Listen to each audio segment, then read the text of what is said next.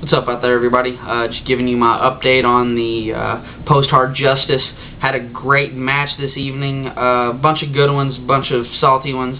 Let's jump right into it. First and foremost, Adam Pac-Man Jones made his debut. I think what Jeff Jarrett wanted out of this most was the publicity, which he did get. The video package that they showed for this really illustrated that fact. Good job, TNA, for really getting the word out there for your product. I really think that this will be one of the higher pay-per-views that did get a lot of buys. I think Pac-Man had a lot to do with that.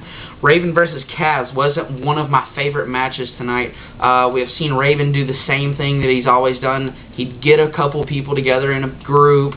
One member of the group would leave. He would feud with that member. It's been done and done. It's been done in WCW. It's been done in ECW. Let's just go ahead and end that. The Motor City Machine Guns versus Triple X versus Sanjay Dutt and Jay Lethal. Best match of the night, kid you not. Reason I say that is because it's an X Division match without the X Division title. One of the best matches I've seen in quite some time. Had 7 guys out there that went out there, gave it their all, and did the damn thing.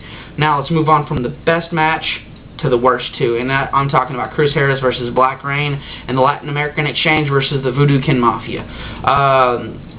Take the New Age Outlaws and take Goldust and send them back to Vinny up in Connecticut, because I'm fucking tired of seeing them. I don't know if anybody else is. VKM are sloppy, and Goldust was nothing but sloppy and fat and worthless. I don't think I've seen, nothing against Chris Harris or LAX. Homicide Hernandez and Chris Harris do their job very well, but the crowd is just no participation in either one of those matches. And during Black Rain's match and Voodoo Kin Mafia's, the crowd was yelling same old shit. You know, the same old shit chants were everywhere, and the boring chants were in both as well. And just a word to Billy Gunn. What the fuck were you wearing? It looked like you went to a WWE show, took Mickey James's pants, and fucking cut holes in them and wore them to the event tonight. You look like a gay person. There's nothing wrong with gays, but you look gay. Anyhow, Robert Roode versus Eric Young in the humiliation match. Good match. Sting versus Abyss and the Punisher, Andrew Martin, Cage, Tom Crow, and AJ Styles. Good match, all in all. Gimmick match, like I said earlier. I'm a fan of this because they isolated Sting from the ring for a little bit, made it a bit interesting.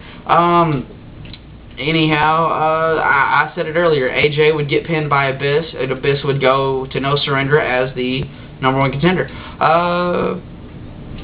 See, Kurt Angle versus Samoa Joe for the world, for everything. I did not see that swerve job coming at all. Really surprised to see it. Thank you for that.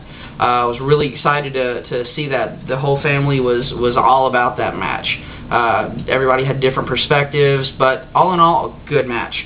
Let me kind of go back to one thing. Whenever you get the mainstream press that this event has gotten, mainly because of Pac-Man, people that don't regularly watch wrestling are going to be watching the program.